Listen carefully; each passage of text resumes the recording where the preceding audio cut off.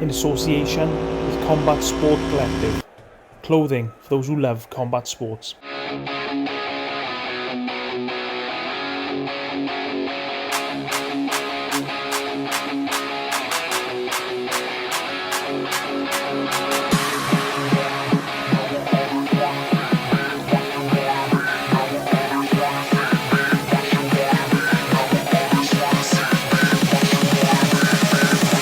You're listening to Straight to the Point, Uncut.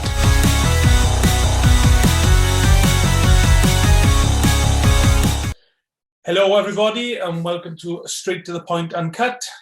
We've had a long unscheduled break just because things are getting back to normal, normal life taking over if you like. However, we're back for a special episode which I'm really excited about.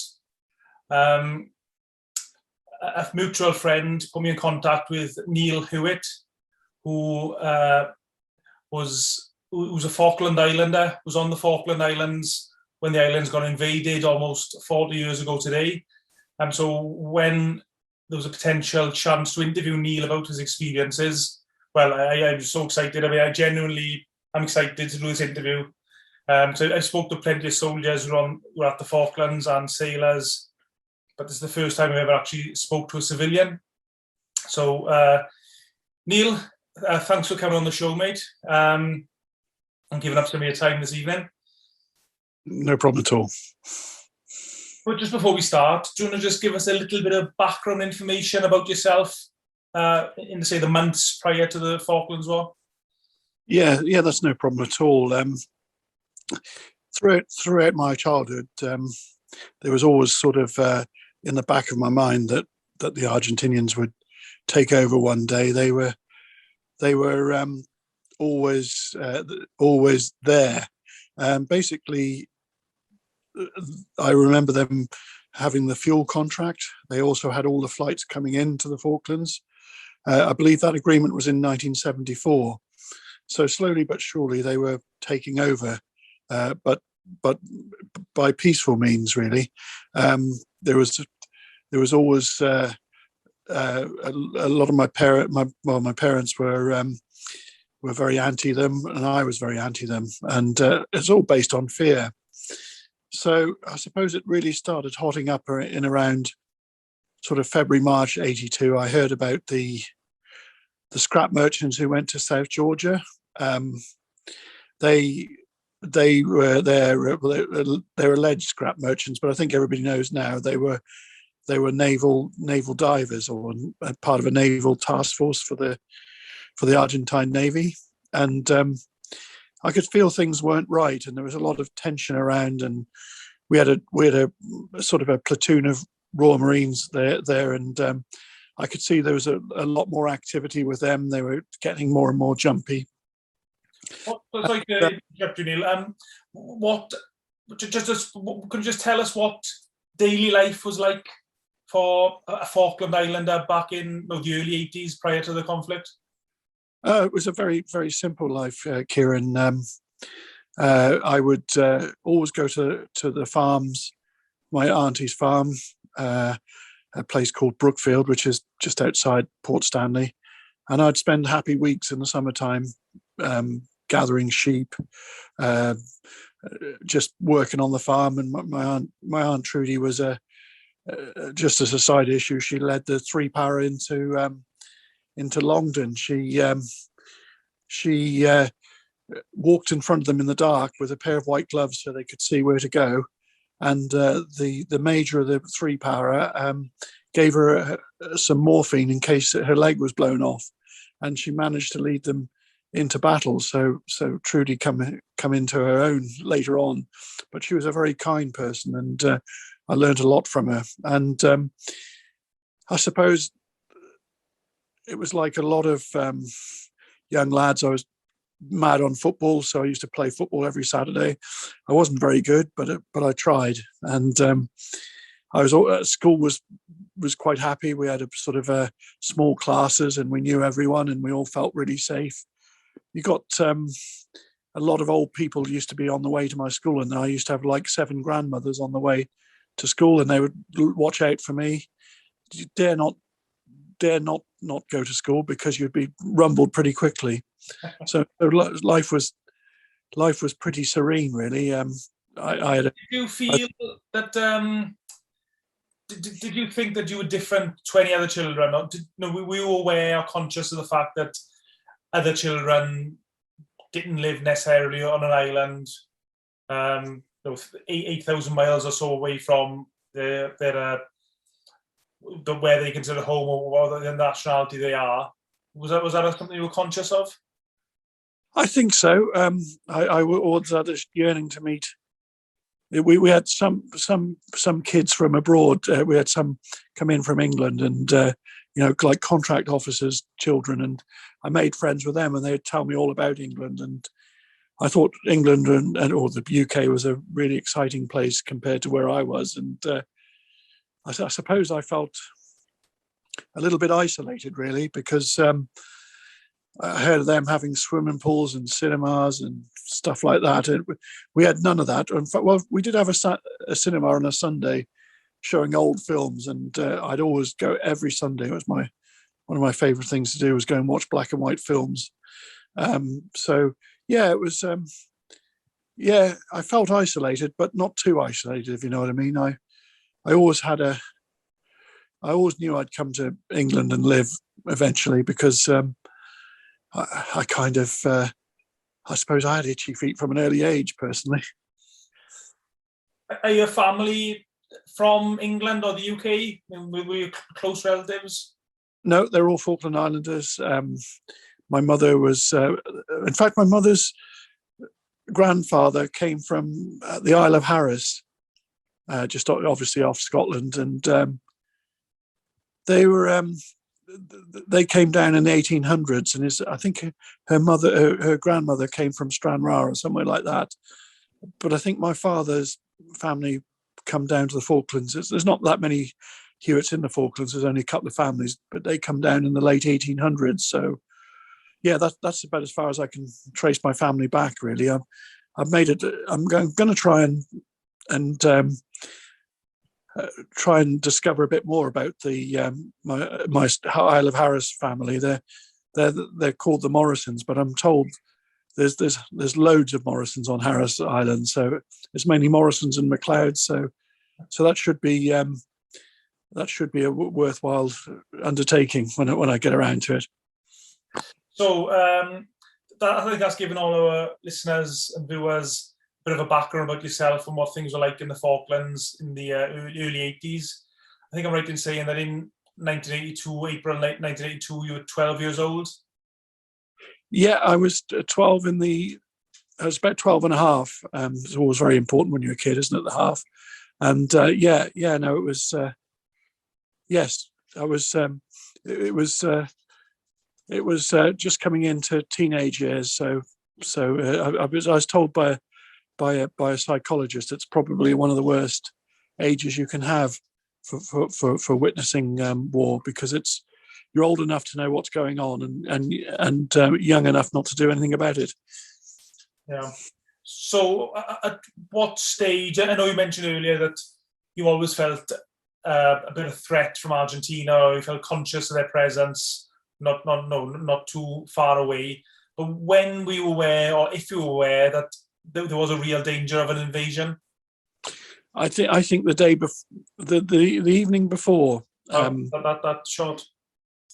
Yes, I saw just across the road there was a Royal Marine, and they picked him up, and they had a couple of 4-tonner trucks, I think, and they came and picked him up, and I said to my mum, they look like they're in a bit of a hurry. That was kind of the evening, and then I went to see my friend called Ricky Evans, and we were playing Beatles records, and there was a ring from my mum called the Evanses and said, "Can you come home, please? The governor's going to make an announcement." I think it was about 8:30 in the evening. I'm not totally sure, but yeah. And then we went home and we're all around the radio. Felt a bit like World War II. So that must be for a 12-year-old, not just 12-year-old, for an adult even, to go from just your normal daily life to be told within less than 48 hours, you're potentially going to be invaded. I mean, what psychologically do you think that effect that had on you? I mean, what emotions can you remember from that time period? Well, my first thought was I hadn't done my homework, and I thought, oh, that's good, because the governor, when he came on, it was a very somber sort of message, Ciaran, and he said that the schools would be shut in the morning, and I sort of latched onto that initially. I thought, I don't have to do my homework, I thought, and then I thought a bit more deeply about it, and the thought was horrific, because this was at 8 o'clock in the morning, the evening, and they were expecting them at dawn, so this was less than probably 6 to 10 hours away. So then it was the fear. I was absolutely terrified, and it's funny, you see, I've been thinking about the Ukrainians today, and they must have had similar announcements, and it was one of those things you thought, is this really happening? I think shock at the start, and then that turned into fear, and then I felt anger.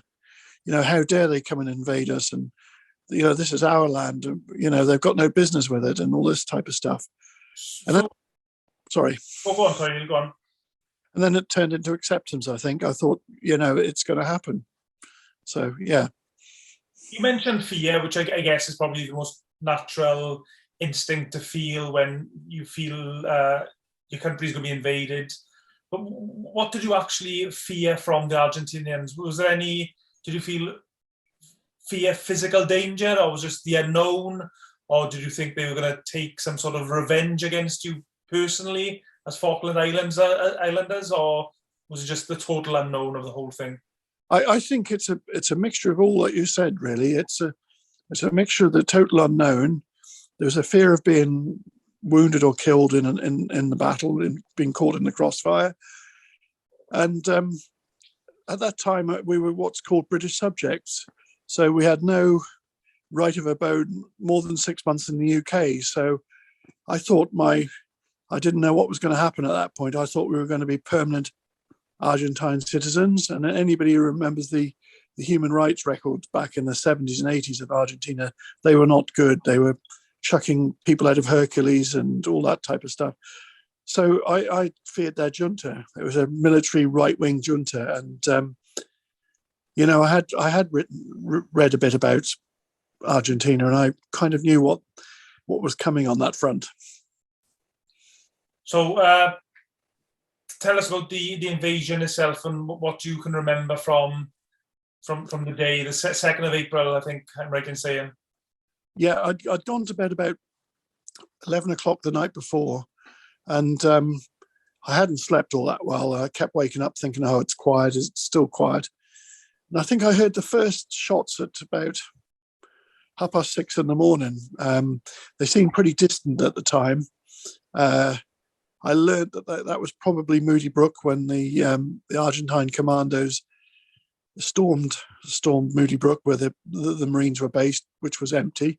I think it was that, and it may have been some firing from Government House, which was we were on a place called Davis Street, so we were at the outskirts of Stanley. We were about about 3/4 of a mile to a mile from Government House, where a lot of the fighting took place.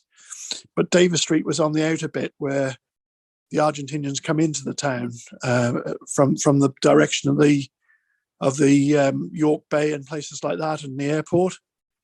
So over a period of time, though, the shots got closer and louder, and in fact, I could hear bullets whistling around our house, and we clung to the floor. It was my mother, myself, my stepfather, and my brother. And my mum was so frightened. We were moving from one room to another, where the noise was. She thought the noise was further away. So we decided in the end to stay in their bedroom because it was pointless. And she wanted to make a run for it out to what's called the common. And my stepfather talked her out of that. But she was also pregnant at the time, which come to a sad end, and I'll explain why in a moment. But anyway, that we were terrified, and So we stayed in my mum and stepfather's room, and there was ricochets off the roof. There was there seemed to be some sort of mortars going on just a little bit further down the road. I could hear voices. I heard the Marines go into our back garden and shouting at one another to get away. They were obviously retreating. And I was absolutely terrified at that stage. It would just never felt like it was going to end. And I suppose about, I don't know what time it was, we heard this really heavy bang on the back door that they nearly put the back door in. It was obviously rifle butts banging on our front back door. Anyway, Argentinians. Yeah, they were Argentinians, yeah. And they were saying, come out, come out. And anyway, my stepfather shouted, all right, we're coming out. And we put our hands in the air. And they sat us down in the middle of the garden. And I remember seeing an armoured personnel carrier at the end of the garden. So they were looking for Royal Marines in our house. Of course, the Royal Marines were long gone. They would never have put us at risk like that. They were, let's say, civilian sort of considerate. And anyway, we had this machine gun pointed at us, and the barrel looked about 4.5 inches wide by about 4.5 inches wide and long. It was a heavy machine gun. It was, I suppose, a Jimpy or something. And there were 3 or 4 other Argentines in a circle, and they were fascinated. We used to burn peat back home then for our fuel, and they were fascinated by the peat. I remember watching them do that. And anyway, we were out there for about 5 or 10 minutes, I think. They searched our house, and obviously there were no Royal Marines in there, and then let us back in. I remember my brother not having very much clothing, and my stepfather lent him his T-shirt. It was pretty appalling, really. It was. I didn't know if they were going to shoot or not. It was my mum thought they were certainly going to. My mum thought they were going to shoot me or shoot us. And after the encounter with the Argentinians, I mean, what was your thoughts on them? Were they these frightening figures which you expected them to be, or were they worse?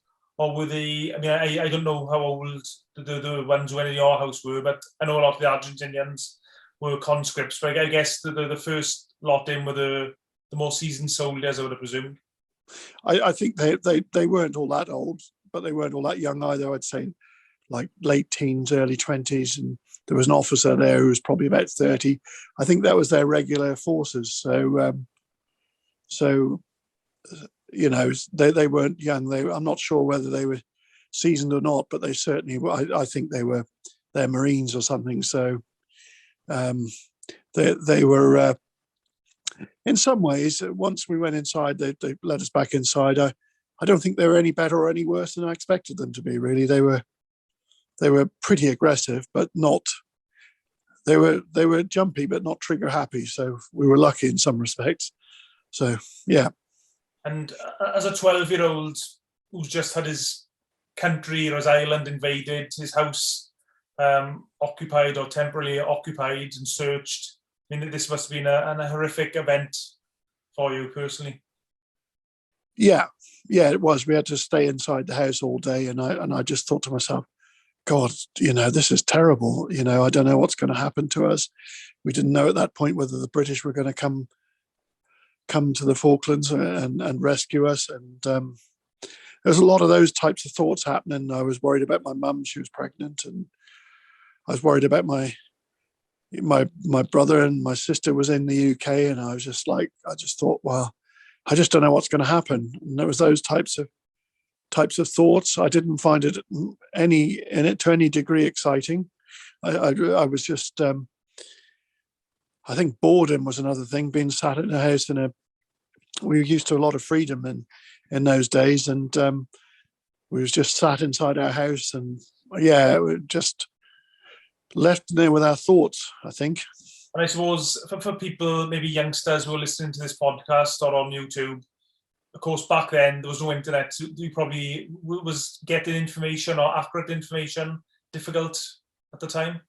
They kept the radio station open and they kept us updated, but all there was on the radio station was terrible music and these edicts that come out. That you can return to life as normal, but these are the rules, all that type of stuff. And I just felt really severe resentments, that this country had come and invaded us and changed everything for us. Really, it changed us overnight, definitely. At what stage did you find out, or how did you find out that the Royal Marines, the small platoon of Royal Marines that were there, actually surrendered and that the Argentinians had taken control of the islands? Well, it had come over the radio that the governor was going to talk to their commander, and it was all a commentary on the radio. A brave guy. In fact, there's some YouTube videos on it. Some sort of clever woman recorded the whole invasion and the whole radio station. So the whole invasion, it was a really accurate account of what was happening. So that's when I think it was about 9:30 when they stopped, and of course the firing stopped as well. So I think at that time it was a bit of relief that nobody had been hurt really, none of ours anyway. I think they'd had one of their soldiers killed. So yeah, I felt really empty, if I'm being totally honest. And in the days following the invasion, I bear in mind now when people are listening, you were only 12 years old at the time, so I'm sure your mind was racing with all sorts of different thoughts. Did you, as Falklanders, did you presume that the British were going to send a task force, or did you presume that this was going to be your new life, or was it just totally uncertain? Right. I mean, it sort of unfolded fairly slowly, really. My mum decided that I wasn't going to be very safe, or we weren't going to be very safe in Port Stanley. So my father lived out in a place called Goose Green. So she thought that was going to be a safer place. Obviously, with the benefit of hindsight, it wasn't. But anyway, we went out in a long convoy of Land Rovers. It was about sort of 30, 40 Land Rovers full of kids and families that were a bit like an evacuation to Devon from, say, London. And we took all day to get to Goose Green, and we had my cousins in the car in the Land Rover as well. And when we got to Goose Green, of course, they had to go to the West Falkland the next day. So the next day we went to a place called Egg Harbour, which is about an hour and a half from Goose Green, and took them to a boat so that they could go to their family on West Falklands. I had the opportunity that time to go to the West Falklands to my aunt, but for some reason I decided not to. So anyway, we got back to the settlement about 1 o'clock in the afternoon, and the Argentinians were just starting to come into Goose Green at that point. There was a helicopter just flying above us. So my father stuck a white flag on the Land Rover. There was several Land Rovers, and we went into Goose Green. And just as we were coming in, the Argentinians were landing, and they took over the settlement. They'd taken a day or two to consolidate in Stanley, so they were going to set up a garrison at Goose Green. I was absolutely dismayed, to be quite honest. During this time period, before Britain had decided to send a task force, what interactions did you have with the Argentinian soldiers, basically the people who were ruling and running the island at this stage? Well, they set themselves on a base at the airport just outside, a little airfield just outside Goose Green, about half a mile away from us. And the only interactions we'd have, if we had to put our blackouts up. If there was any light coming through on our blackouts, they'd bang on the door, bang on the window angrily and tell us to put our blackouts up. And they pretty much left us alone for the first month. And we set up a school. So we were at school all day. And we heard by the radio, the BBC World Service, that the task force were on the way. And I just knew that the British were going to win. I'd read all the commando mags, and of course the British always won, and I had absolute confidence that they were going to be beaten. And that's what I said to my dad. I said, the British are going to come. They're going to, and they're going to win. And he agreed with me. And so I always had confidence that the British would win. And I still believe that today. Any battle we go into, we will win. Maybe it's misplaced at times, but I had absolute confidence in the professionalism of our soldiers, and it turned out to be right, didn't it? But, can you just explain the emotions you can remember at the time? Because your life and your family's life and your way of life, if you like, was just totally up in the air, depending on whether the task force was sent or not. So can you just explain how you were feeling? Also, the emotions you felt. I think you touched on it there, really, but the emotions you felt when you did finally, when the news was confirmed that the task force was going to be sent. Relief and some fear as well, of course, because I knew, I hoped that they were going to surrender before the British got there. I thought they were going to think, well, there's a fleet, it's on its way, we're going to give up. And sadly, that didn't happen. But I think I had a fair amount of faith, actually, that it was going to be all right in the end. But of course, there's always fear around a potential battle, which at Goose Green, of course, there was a big one. But so there was a lot of boredom as well, because, as you say, there was no internet. The only entertainment we had was radio. I'd taken a couple of tapes with me. I remember having Dr. Hook and Elton John and a few others, and I would put them and play them, and I'd read. I was a big reader then. So I'd try and fill in time that way and going to school in the day. But the night seemed so long when you sat inside, all night with your dad and stepmother. It just seemed like the nights just lasted forever. And was there a curfew on the civilians at that stage? Oh yes, very quickly. I think it was. I'm not sure what time it was. It was when it became dark, which is sort of about I suppose about around that time was 5-6 in the evening. So and getting longer and longer. So so that's a heck of a lot of boredom, a lot of reading, and a lot of listening to music. What were your thoughts when the conflict started to heat up? And I know there were a few smaller engagements, but then I think the first big incident of the war was when the Belgrano was sunk, and then I think it was the HMS Sheffield was hit short after that. As Falkland Islanders, what were your thoughts? What were your emotions? Well, of course, we were attacked at the airport first at Goose Green on the 1st of May. And we heard about South Georgia being liberated a few days before that. But we were hit by Harriers at sort of, I suppose, about 7:30, 8 o'clock in the morning, and they dropped 1,000-pound bombs on the airport. That really shook the Argentinians up, and they came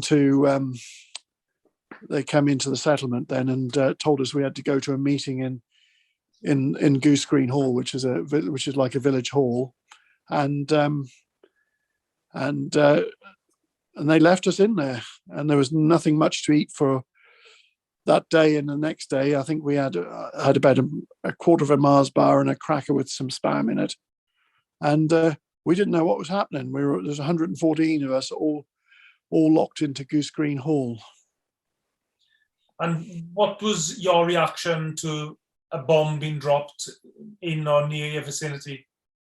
Oh, it was terrifying, because you just heard the whistle, the noise of the jet engine of the Harriers. There was 3 Harriers, and then these incredibly loud blasts, and their aircraft, called the Pucara aircraft, were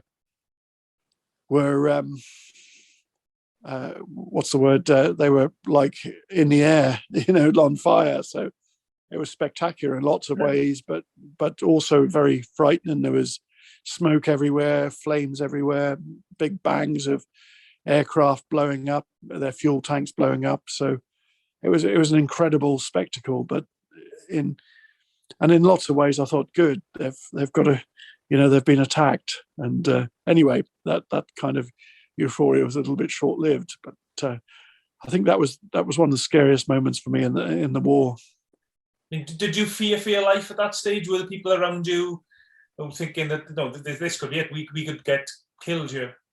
Yeah, definitely. Yeah, I thought. I thought we don't know when they're coming back to bomb again, and it only takes a plane to be shot down or them to bomb in the wrong place, and it could all go pear-shaped. But yeah, definitely, it was. I didn't think we would survive the day, if I'm being totally honest with you. And how did the Argentinians react to that? I mean, they said they put you all into the town hall, if you like. Did they treat you differently once they realised that they were going to have to fight the conflict and they realised that they were themselves under attack now? Definitely, it changed absolutely everything. They become very hostile, even more hostile towards us. They didn't trust us. They thought we were communicating with the British fleet. No one was, not to my knowledge anyway. And they wanted us all in the one place so that we couldn't do them any damage. And they were very reluctant to give us food. They were very reluctant to give us water. We had water in there. They were at that stage. They were really, really hostile, and they put a guard at the door, guards around the side, so that we couldn't go anywhere. It was, the change in them was completely apparent. And at this stage, the conflict had gone live. I mean, you said yourself earlier on, you were always very confident that the British forces would win the war. But when British ships were being sunk and British planes were getting lost, was your confidence, was it dented at all, or did you have any doubt? No, never. We heard about the Belgrano, and we heard about the Sheffield and all those ships whilst we were in the hall. We weren't supposed to have a radio, but somebody made one up from somewhere, and they'd listen to the news every night. Of course, I was totally gutted and upset for the loss of British lives and ships, and but I just knew that with war there would be a certain amount of ships sunk or aircraft shot down or soldiers killed, or sailors killed. It was, for me, I just knew that was part of war, but I was still absolutely confident that they could do it, definitely. And at any stage, did you think Goose Green was a likely target for the British forces? Because I think I'm right in saying that Goose Green was slightly out the way, or not necessarily on the way to Stanley, which was the capital, or is the capital of the Falklands. So did you think there was any chance of a British raid or an attack on that position, on that settlement? Yes, we were being softened up every night by naval bombardment. I thought to myself, they know that there's a big garrison here, so they were softening them up for some reason. I never really thought about Goose Green being slightly out of the way for Port Stanley. I didn't know which way the route the British would take. I mean, as it happened, Goose Green was the first one, wasn't it, if I remember rightly, and Two Para come in and attacked. But I think the rest of the troops moved north, across the Teal Inlet that way. But I never ever really gave much thought to the logistics or the route they might take. I knew Goose Green would be attacked at the very least. It was attacked all through the war, so in my mind, I always knew there was going to be a battle.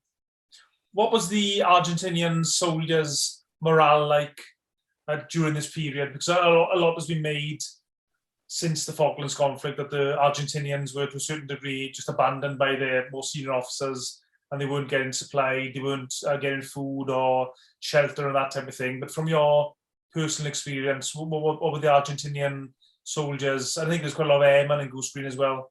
What was their morale like? What did they come across as guys who were ready to fight a battle from your point of view? No, they looked pretty ill prepared to me. They were young and scared and wet and didn't have proper clothing, and their their officers seemed to be quite cruel on them. I felt really sorry for them. If I'm being totally honest, they seemed to be about 14 or 15, and they were they just seemed terrified. I knew that they would be no match for the Royal Marines or the Parachute Regiment, and so I did feel sorry for them. Their officers seemed to be better fed and better prepared, but their morale was terrible. They were. I just knew that they were not going to put up much of a fight. Was that a strange emotion for you? Because you've got these guys who are the guys who've invaded your country, and yet at the same time you're feeling slightly sorry for them because of the position they find themselves in. I had so many emotions going around. I think I was totally confused. If I'm being totally honest with you, I didn't feel too sorry for them, but it was just human nature. Yeah, human decency, I guess, and there were people in the settlement that would give them food. So one thing about Falkland Islanders is they've got a big heart. Most, a lot of people, and that's. I think that's probably. I hear stories in Port Stanley where people, they saw them hungry, they would sneak them some cake or something. It was there wasn't outright hatred, if you know what I mean. It was more. It's more their leaders we have a problem with. Yeah. Okay, so as we mentioned, Goose Green was the first a land battle, a battalion battle during the Falklands conflict. Infamously, the BBC announced that two para were on their way to Goose Green to attack it prior to the battle taking place. I mean, did you hear that news report off the BBC? Were you conscious of that? No, I wasn't. Because we were by that stage we were underneath the floor, between the floorboards and the ground. So I knew there was a battle going on, but it was just noise. The noise increased. There were more. The Argentinians were firing from the settlement, so we knew something was up. But I didn't hear that. I didn't hear that message at all, really. We were kind of in our own little world there. And how close were you, or the town hall you were in, to the actual fight in and around Goose Green? I think probably a mile, less than a mile. The fighting never entered the settlement. It ended up just on the outskirts of the settlement, towards the shearing shed. Probably about half a mile at the closest. It was what you could see was you could hear the Argentines running around, and you could hear. I remember a bugle about 3:00 in the morning. It must have been, I don't know what the bugle was, but it was certainly an Argentine one. But it was more about their activity in the settlement that gave it away more. And we had some guys look through the church, because the village hall or the Goose Green Hall has got a steeple, and it's got a bit of glass where you can see through. And there was a couple of lads up there having a look at the battle, and they were giving us a little bit of a commentary on the battle, and they'd seen the Parachute Regiment charge down the hill at Goose Green, at Darwin School, where there was a lot of them based, and I think that might have been C Company 2 Para, and he said he saw the paras running and charging down the hill, so we knew it wasn't too far away. And can you remember the emotion you felt when you first set your eyes on British soldiers, or you were told the British soldiers were actually near the vicinity of Goose Green, or near liberating Goose Green? Well, we got the news about, I think it must have been about 8:00 in the morning, and it all went quiet in that night. And about 8:00 in the morning, Eric Goss, who was the farm manager, he'd moved to his own house a week or so before, and he said, I remember hearing that we were underneath the floor, and all we had it said, "We've been liberated. You can all come out now." So we come out from underneath the floor, and I felt, my God, it was like, I think it's the most euphoric feeling I've ever had in my life. It's probably the best feeling I've ever had. And basically, then I went outside, and there was Argentinians dumping the guns down on the green, and then the paras come up, and we all hugged them, and there was a bottle of vodkas going around, and they were like our heroes, and we were so pleased to see them, and I don't think I've ever had another feeling like it, if I'm being totally honest with you. And were there clear signs of war all around you in terms of damage and that type of thing, or was that further away from your position? Oh, there was definitely damage around the settlement in terms of Argentinian excrement in houses. They'd booby-trapped a lot of the houses. A couple of houses had been hit, but a little bit away from the hall. In fact, the only one that didn't receive a bullet hole was where we were. And I find that absolutely amazing. And it was just, there was guns everywhere. There was... And I presume the building you were in, was it a wooden structure? Yeah, wooden and tin, flat iron. Yeah. So it wouldn't have been the type of building that would have withstood a high velocity bullet. I presume a bullet would have just gone straight through. Oh, absolutely, yeah, absolutely. Hence going underneath the floor. Yeah, no, it was, and it would have went on fire pretty quickly as well. So we were extremely lucky in that regard. Yeah, and I think the battle. I mean, I think the battle lasted for 24 hours or maybe 36 hours. I could be wrong on that. But yeah, I think it was 24, wasn't it? It was 28th of May to the 29th. So what were you all doing underneath these floorboards to keep your morale up? Or were you just praying just to get through it? I think my brother remembers playing with his action man down, and playing with his a couple of toys that he had. But for me, I just shut my eyes and tried to, prayer, sort of all that type of stuff, really, all of the above. And I'm being honest, I can't remember that much about that. I think my mind has probably shut it all out in lots of ways, but I remember it being damp and horrible, really. That's yeah. I mean, there was a guy who had been in the long range desert group, sat laying by me, and I remember I'm asking him questions, and he was terrified. I think he'd had such a terrible time in World War II. I think, I think he must have been thinking, how the hell has it ever come to this? But a guy called Les Billett, was but he would. I didn't really get much comfort from him, put it that way. So the Battle of Goose Green is over.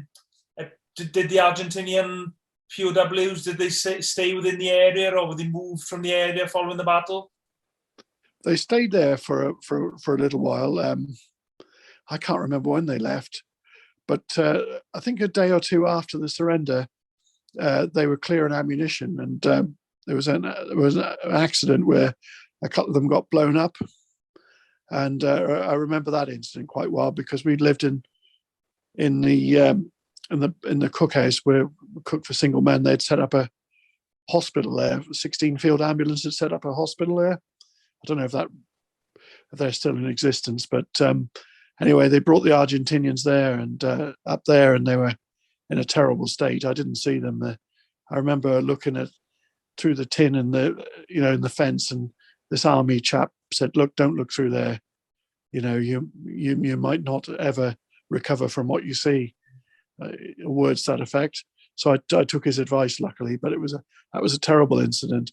I think they must have. Then the Gurkhas came, I remember, and I think they looked after the prisoners for a while. So I don't know what point the prisoners left.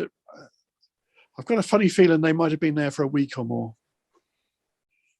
But of course, at this point, the conflict. This was the first land battle or major land battle of the war. So the conflict is still raging. I think there was probably still another 4 or 5 major land battles for the British forces, and that's right. They were all heading towards Stanley, where your mother and your stepfather and the rest of your family still were, or you had certainly friends there. So what was your thoughts? Obviously, you were relieved, but the conflict was still going. It was, and I worried about. There was no communication with my mother. I hadn't heard from her for about 6-7 weeks, and that was hard. I'd been away from my mother, who was, yeah, that was probably the toughest for me.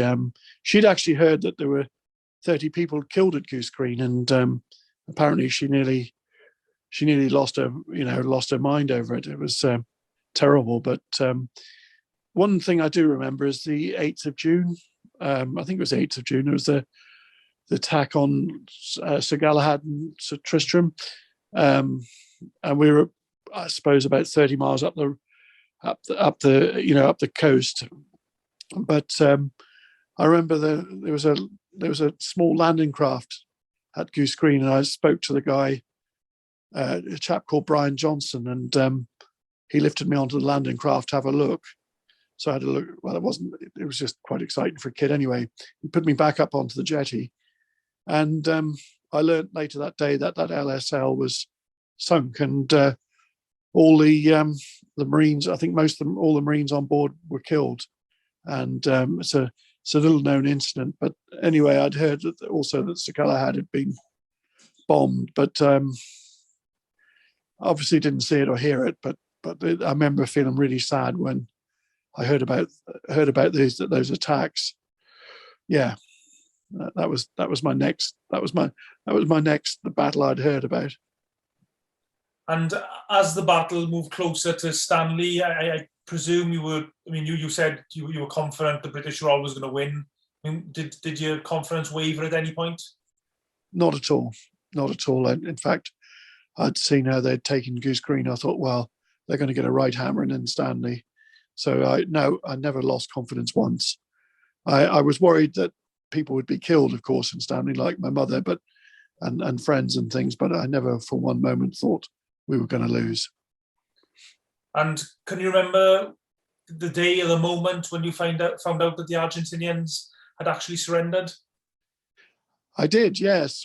My dad told me, and I remember feeling relief. And I said to him, I don't know, I'd had enough of Goose Green at that point, and I said to him, when can I go back? I was desperate to go back to see my mum, and he said that they'd have to make Stanley safe, and I think I had to wait about 2 weeks. I think at the beginning of July, I went back to Stanley, and I went in a Wessex helicopter. And I remember getting excited. I'd never flown in a helicopter before. And this guy, I think he was the Sergeant Major of the 16th Field Ambulance, went and escorted me. They didn't want me to go in the helicopter on my own. And he delivered me to my mother. And he was, I think he stayed there because he wanted to see my mum and how excited she was to see me. And he said, I brought your sons here. And I went to my mum, and I looked behind me, and he disappeared. So yeah, so he that's the moment he wanted to see. And we went back in July, and the town was an absolute tip. There was Argentine debris everywhere. All the prisoners had gone, but the town was an absolute state of chaos. Our school, the playground, was all just a pile of rubble. I was shocked, really. So just going back a little bit, when you were reunited with your mother, can you just describe the emotion you felt when you've lived through an invasion, you've lived through a war, you've had bombings going off near your vicinity, you've survived a battle or close to where a battle took place, and what was your emotion when you finally met your mother again? Oh, I was so pleased to see her. I'd missed her terribly. It was I was very close to my mum, and it was like it was another totally nice feeling. Tinged with a bit of sadness. My art teacher had been killed, a woman called Sue Whitley, and there'd been a couple of other civilians killed. And it just seemed a bit of a somber place, to be honest. There was military everywhere. There was helicopters flying everywhere. There were ships in the harbour. But it was kind of you couldn't go very far because there was still ordnance around, and it took years. I mean, I think the EOD, the Royal Engineers EOD, take a lot of credit. They made Stanley a safe place, and they took years to clear all the ordnance from battlefields. And I've got a lot of respect for the Royal Engineers EOD team. They were just absolutely done superb work, and also the Zimbabweans have cleared all the mines now, so the Falklands is now mine free. So yeah. Were you aware then, and bear in mind you're only 12 years old, so we'll take that into consideration, but were you and people around you aware then that your lives had changed forever? The Falklands was never going to go back to being a small outpost of the empire? Yeah, I think so, but I was quite excited about that in lots of ways. Yeah, I think it dragged us into the 20th century then, and we had 4 military guys. Well, they were Royal Engineers as well from one of the field squadrons. They stayed with us for a few months, and they used to bring back. They introduced me to a lot of things. They like music, and they were really nice guys. Music, and they would bring home their rations and all that type of stuff. And it was a really nice time in some ways. They went back to the England about the August-September time, but they were, I don't forget what squadron they were from, but I think they were like field engineers, combat engineers. They were, they'd been supporting, the infantry, and I know that. I think they might have been building the airport then and stuff like that. So yeah, I remember them introducing me to a band called the Sex Pistols, and much to my mum's disgust, I think, but all good guys. What was it like, the relationship between the British soldiers and the Falkland Islanders? Because the Islanders were just left to their own devices for, was it 100 years or so, or even longer than that, then all of a sudden you've got thousands of soldiers all around you. I think the Falkland Islanders saw them as liberators and were very pleased that they were around, quite honestly. I mean, our house was supplied with British Army food, and they were absolutely necessary for the infrastructure and the rebuild. So I think most Falkland Islanders appreciated them, and I'm not aware of much tension. I mean, it happens, doesn't it? But I'm not aware of much tension in those early days. We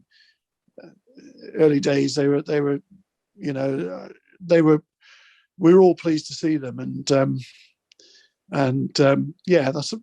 I think that was what was happening, really. And just going back to something you mentioned earlier, was it your auntie Trudy? Yes, that's right. Yeah, and could you just explain to people how she ended up leading, I think it was 3 para onto the battlefield in Mount Longdon, which I think is one of the bloodiest battles of the Falklands conflict? Yes, well, she'd gone to a place called the Estancia, where they all met up and met 3 para. They'd had their headquarters there, and people volunteered themselves to go and help 3 para, because that was obviously the battalion that was at the Estancia. And some drove tractors and trailers, with supplies, and Trudy helped do that, I believe, and she helped take the wounded from the battlefield. It's her story to tell, but she saw some horrific sights, of lads that were badly injured. But one of the main functions that she had was, obviously, the 3 para didn't know the ground. They asked her to lead them to Mount Longdon, and so that they could attack it, and that's what she did. She walked in front of them, risking her own safety, and just led them to the mountain. It was obviously extremely dangerous. I think at times they were mortared and things, but she had a pair of white gloves, and they just followed the white gloves. And the major, I forget which major it was, but he said to her, "If you get hit, just inject yourself with the morphine." And quite spectacular, quite a spectacular achievement. She described lots and lots of stuff that was going on, and I suppose the deepest regret that for me is that she was never ever officially decorated for it. She never. There were others that were recognised, but she wasn't, and why that is, I don't know. But well, I'm sure the soldiers that were there know all about her, no doubt. They do. They know They the do. contribution she made.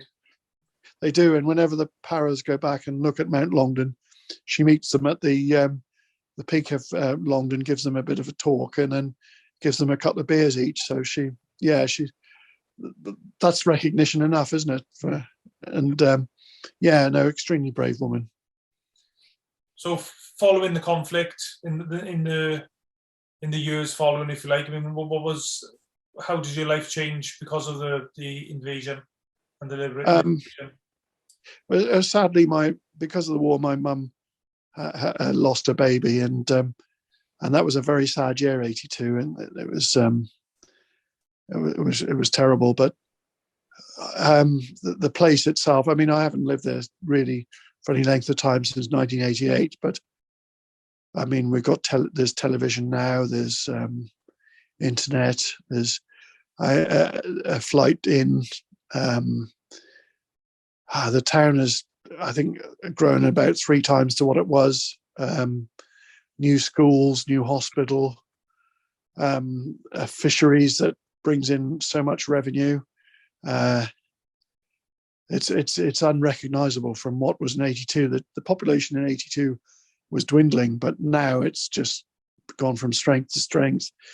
There's about 57 different languages spoke there, I believe, and it's turning into a place where people come from all over the world. I think there's lots of different nationalities there, which all adds to everything. And there's restaurants, there's a swimming pool, totally unrecognisable, and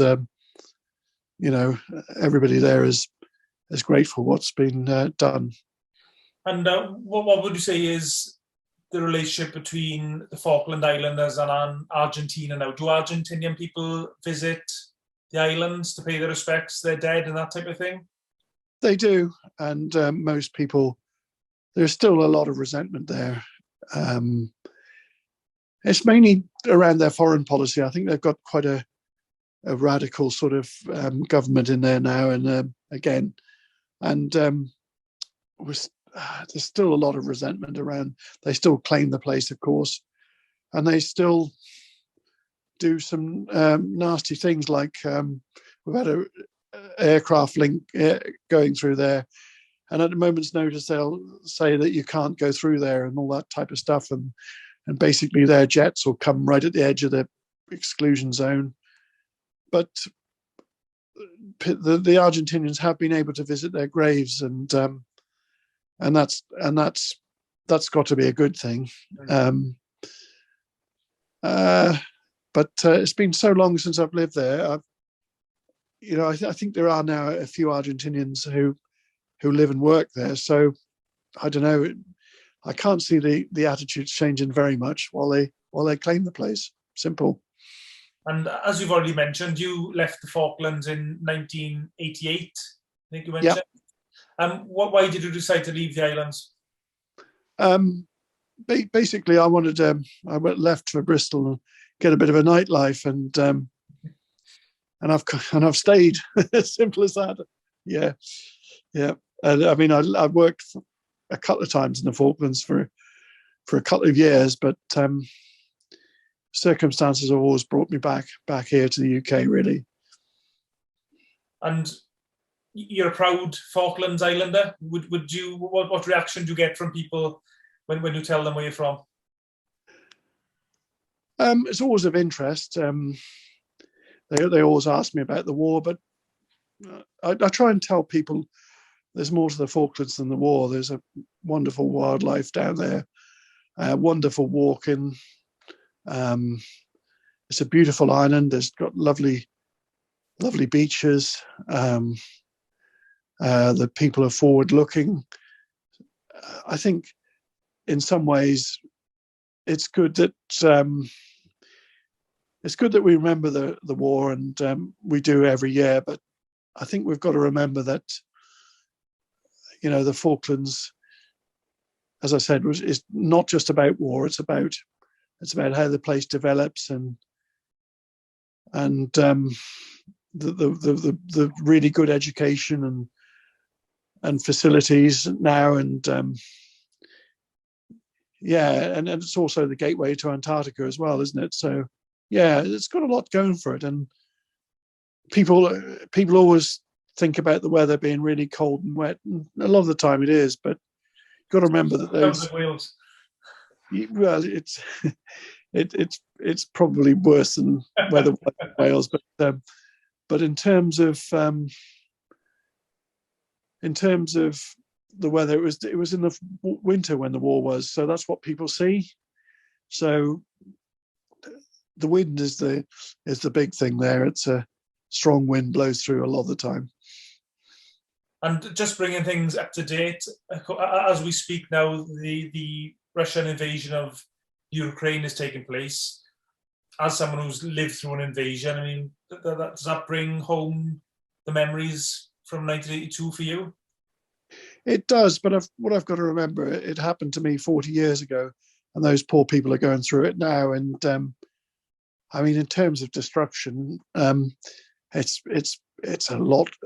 I mean, what's happening is a lot worse that in terms of that, definitely. And but there are comparisons. They were invaded. We were invaded. Of course, the Falklands is over a much smaller area. Ukraine's a huge country. You probably live in parts of Ukraine and not see anything. But my thoughts are with the people, really. And I'm heartbroken to see these lines of refugees and the destruction of buildings and the cruelty that's being shown to them. It's just way off the scale for me. Yeah, terrible. Okay, Neil, it's been brilliant talking to you this evening. Pleasure. But just before we go, I mean, obviously you already mentioned it, really. But have you got anything to say just to any British military veterans who are watching this, who helped liberate the Falkland Islands? Well, yes, I do. We're always extremely grateful, and I owe my life to you, and Falkland Islanders owe their life to you. It's I've got total respect for the veterans, and I've got total respect. My son's in 3 Para, funny enough, and he's in the boxing team. So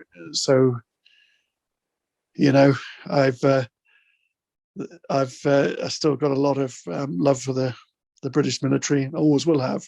So that's my message. Okay, brilliant. Thank you, Neil. Well, I think that conducts this podcast. I just want to thank Neil once again. That was really interesting. I've never spoken to a Falkland Islander before tonight, and I'm sure everyone will have gained something from that interview. Just thanks for your honesty. I'm sure it wasn't easy for you speaking about your memories and the things you had to go through. So just thanks again, and hopefully one day I'll be able to buy you a pint. Take care of yourself. Thank you. Cheers, mate. Thank you, Neil.